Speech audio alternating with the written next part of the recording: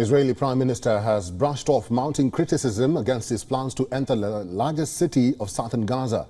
There seems to be a growing rift between US and Israel. The Israeli Prime Minister says that he has not spoken to US counterpart after Joe Biden termed Israel's response to Hamas as over the top. Egypt, which is one of the key mediators between Hamas and Israeli authorities, has conveyed a message to Hamas. Without a hostage deal in place, Hamas has 2 weeks until Israel begins its offensive in Rafah.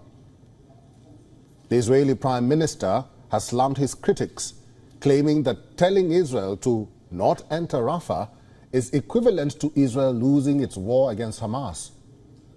Benjamin Netanyahu has given a deadline to Israeli forces so that it comes up with an evacuation plan for the densely populated city of Rafah.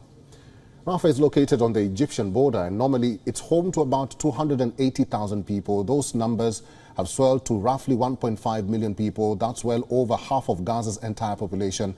And many, if not most, of these people are now living in sprawling tents that have dotted up the city. It is unclear to where such a large number of people could safely be moved. Israel says that Rafah, which borders Egypt, is the last remaining stronghold for the Hamas militant group in Gaza. Over 1 million displaced Palestinians are living in makeshift tents. The conditions are already miserable there, and now there is panic and fear on the ground. People are looking to the other side of the border for help, escaping the violence in parts of the Gaza, including Jabalia, West Bank and Han Yunis. A huge population moved to south of the Gaza Strip early last year. Israeli military threw pamphlets telling people to flee the northern region as they continue the operation against Hamas. And now that the majority of the population has moved to the south, they have nowhere left to go. Now, according to an Egyptian official, under no circumstances would fleeing Palestinians be allowed to cross the border into the Sinai Peninsula, and that any attempt to relocate them to Egyptian soil would collapse the peace deal between Egypt and Israel. Moreover, Egypt has sent about 40 tanks and armored personnel carriers to northeastern Sinai to prepare for the offensive.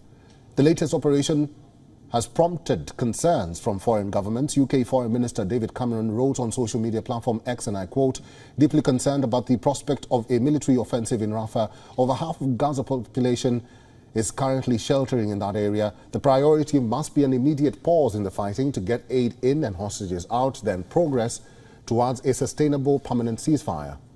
The EU's foreign policy chief, Josep Borrell, said that Israeli offensive on Rafah would lead to unspeakable humanitarian catastrophe and grave tensions with Egypt, while Saudi Arabia has warned of the extremely dangerous repercussions of storming and even targeting Rafah.